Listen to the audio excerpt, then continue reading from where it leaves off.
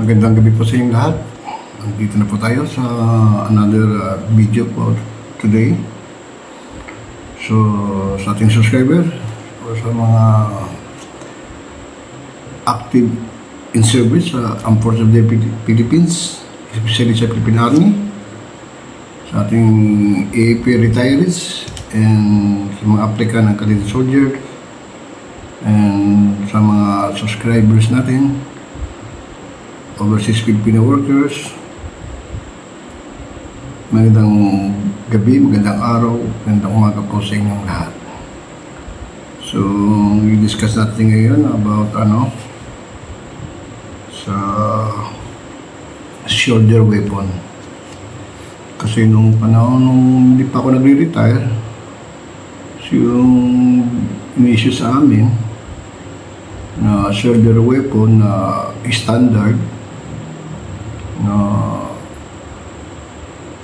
na test ito na shoulder weapon nung Vietnam War ng mga Amerikano.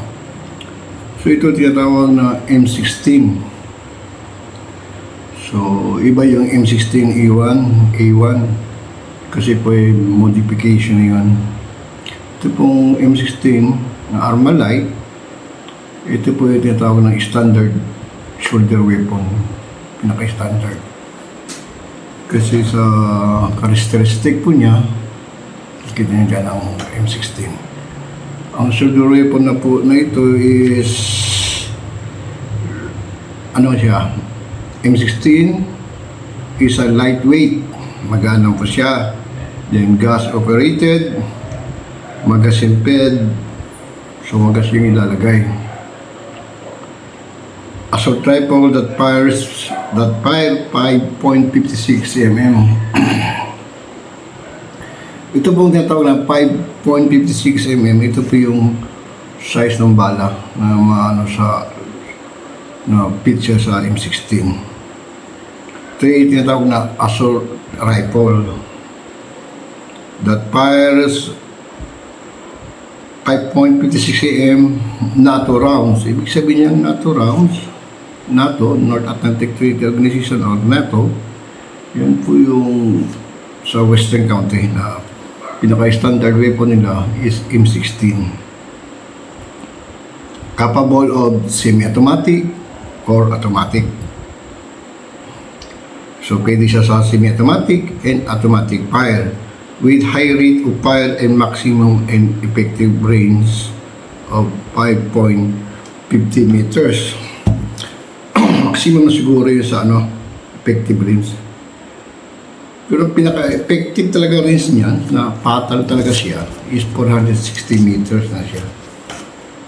Talagang fatal ka talaga. Tamaan ka na. Kasi depende po sa bala ginagamit dyan eh. Yung tinatawag na maraming klase ng type of ammunition. Merong ball, ganito, ball, army piercing, incendiary, maraming klase po mga ang klase ng bala. May mga color coding po yung bala. So, sa next topic na po natin yung ammunition, types of ammunition, kinds of ammunition. So, na po ting pag-usapan yan. Ang pag-usapan po natin yung during my service, na hindi pa ako nag-retire, ito po talaga ini-issue sa amin. Itong M16. Yung bago, na modified M16 A1 na. M16 is lightweight 5.56 mm air-cooled gas operated. Sabi niya yung air-cooled gas sa loob ang nag-ooperate sa barrel niya. Then magazine, ang i-attach, magazine fit ang tawag. The assault rifle with rotating bolt. M16 receivers, katong receivers sa loob ng bolt niya, receivers, are made of 70-75 aluminum alloy. It's barrel, bolt, and bolt. So,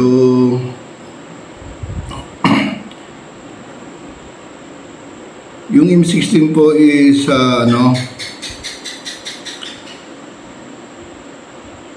ang pinaka-original ng M16 internal piston action was derived from the original Armalite, AR-10.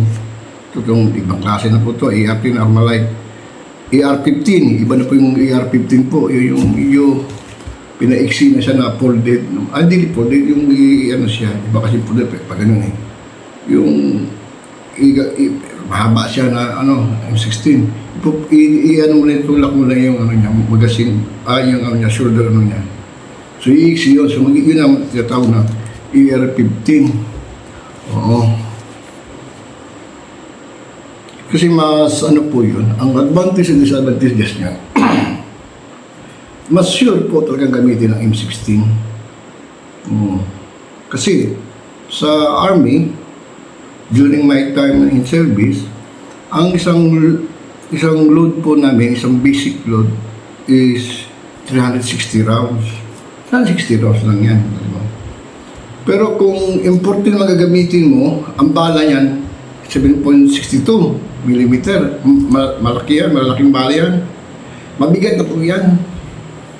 Yan 360 rounds na ipapadala sa iyo as basic load mo, meron pa kang reserve niyan, load. So,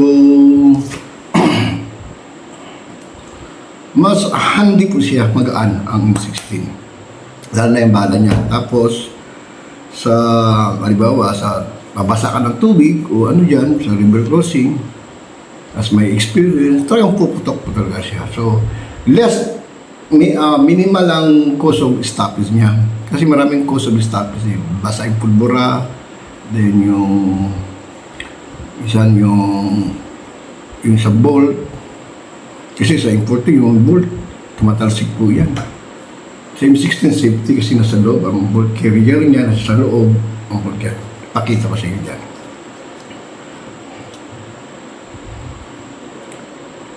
Basahin natin yung history ito. AR-15 action. This internal piston action system designed by Eugene Stoner. So, nag-design pala ito sa M16 si Eugene Stoner is commonly called a direct imprisonment system, but it does not use as conventional direct imprisonment system. A US patent. This invention is through expanding gas system instead of conventional impinging gas system. The gas system bolt carrier and bolt locking design is ammunition specific since it does not have adjustable gas port or valve to adjust.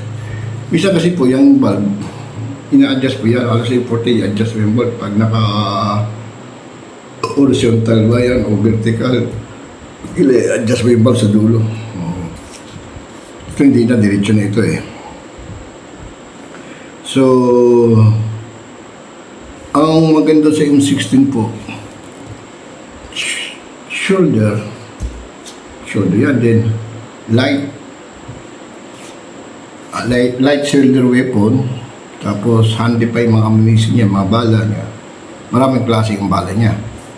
Pwedeng gamitin mo ng balls o armor piercing para ano, o din yung incendiary, yung maapoy, yung tinatawag na tracer, yung maapoy na bala. Alam mo maapoy yung tunog ng tracer, pick boom yung tunog ng sa bala ng tracer sa M16. So yun ang issue po sa amin noon. Then, ang nakaganda po niyan sa M16 yan,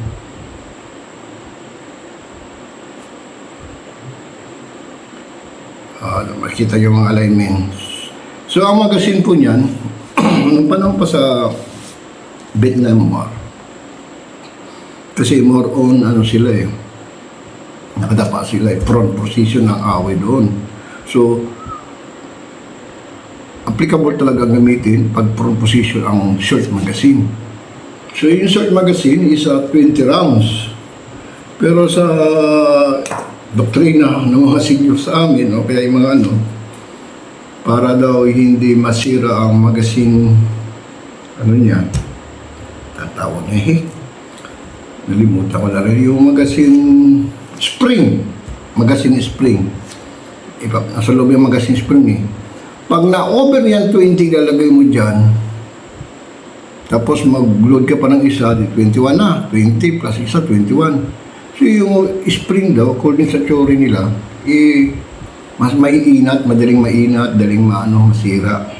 So so kami ng mga private pa noon, natikinig lang kami ko parang tama din, para rin Pero design na ito siya sa 20 rounds ang magazine na yan. Para walang mawala, maniwala o hindi. So kinakarga ko lang dyan sa aking magazine na short is 18 rounds lang, 18 rounds lang po. So 18 rounds. So yun ang laman ng isang magazine ng short, magazine sa M16. Then, yan ang magazine ng M16. Then, yung front position, applicable talaga siya. So later on, so sa pag-modify para ma-improve, so nagkaroon na ng banana type on 30 rounds. Mahaba na siya, 30 rounds. Yun. Okay yun, mga standing position, gamitin mo yun. Nailing position. Pero sa prone position, hindi po advisable ang banana. So kailangan as a army, huwag ka magre-rely lagi sa banana. Kahit itong magazine yung 30 rounds. Meron ka rin short para pag prone position mo, komportable ka. Kasi kung mahaba yan, dadapa ka ganyan. Nakatungtong yung magazine, hindi ka masyadong makaside. Hindi ka makaperform na mabuti pag target mo sa tinitira mo. So, yun pa ang na-improve. Pero ang max characteristic po nito talaga sa M16 is 460 effective range, 460 meters. Then ang bala niya is 5.56 millimeter. Then ang maximum range, yung naabot ng bala or trajectory ng bala or maximum range, maabot talaga niya is 1,100 meters lang. So 1 kilometer and 100 meters. Kasi 1 kilometer is 1,000 meter, di ba? So 1 kilometer and 1.1 kilometer. So 1,100 meters po. So yun lang po ang pinaka-maximum maabot.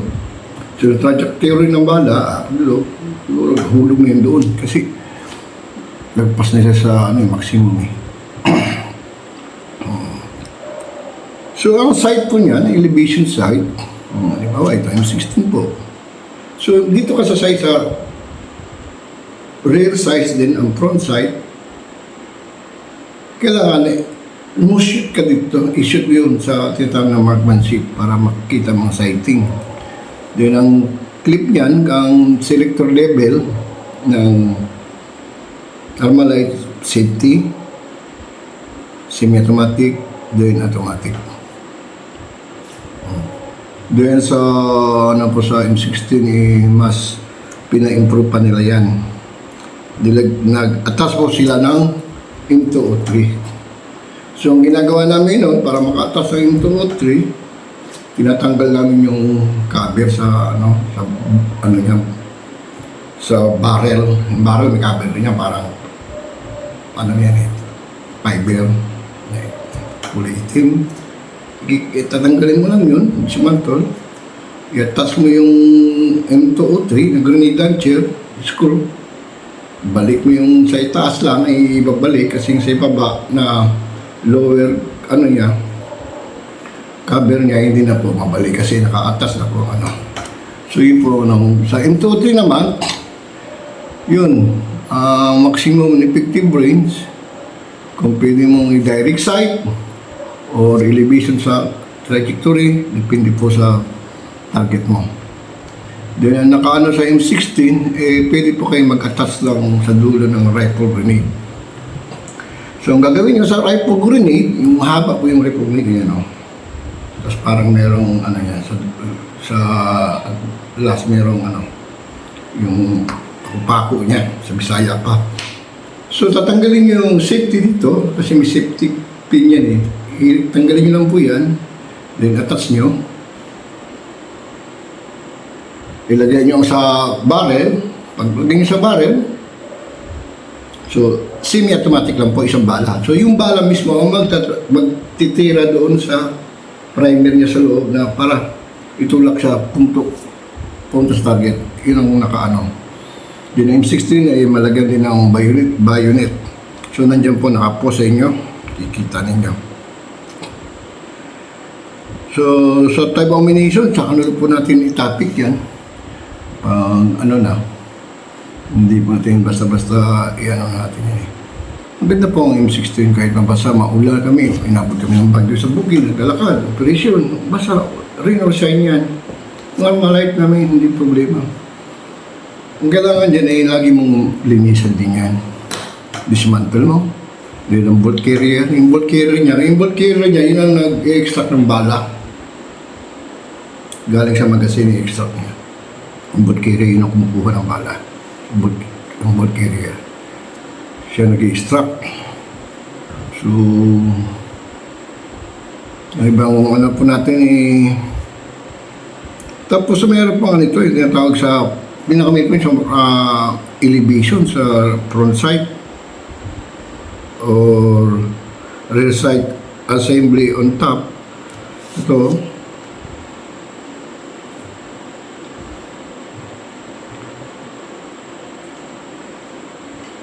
iba na po yung M16A1, then E2, iba-iba na po niya, iba-iba po ng ano nila, characteristic. Kasi dito sa M16A2, meron deflector and forward assist of the M16 para. Meron din forward assist. Yung forward assist po, ibig sabihin niyan, yung sa M16 yun dito, palimbawa ang balay hindi pa naka-pull doon sa loob, hindi pa naka-pull ang bala sa loob. So,